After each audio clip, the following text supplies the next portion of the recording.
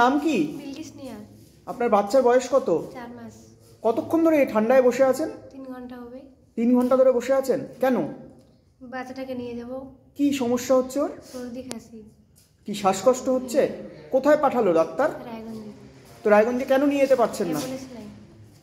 3 ঘন্টা ধরে অ্যাম্বুলেন্স নেই? নাই। ফোন টোন করেননি কোথাও? ফোন করেছিলাম। কি বলছে? পরিষেবা দিতে পারছে না।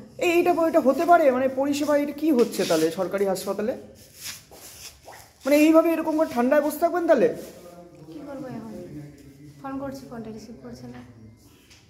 ঠান্ডায় এইভাবে বসে থাকতে হবে? তো ও অসুস্থ হয়ে যাচ্ছে তো। হচ্ছে কি না কি বলবেন? এরকম কি পরিষেবা হওয়ার কথা হাসপাতালে? আপনার নাম? শাহজাহান ইসলাম। আপনার বাড়ি কোথায়? ভোগরামে। কাকে কোথায় নিয়ে এসছেন?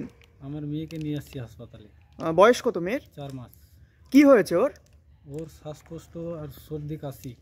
আচ্ছা, কতক্ষণ ধরে আছেন দাঁড়িয়ে? এখানে 2 ঘন্টা ধরে দাঁড়িয়ে আছি।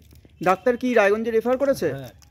তো অ্যাম্বুলেন্স পাচ্ছেন না? না, তো অ্যাম্বুলেন্সের খোঁজ করছিলেন? খোঁজ করছিলাম। কোথায় ফোন করেছিলেন আপনি? ওই 102 নম্বরে।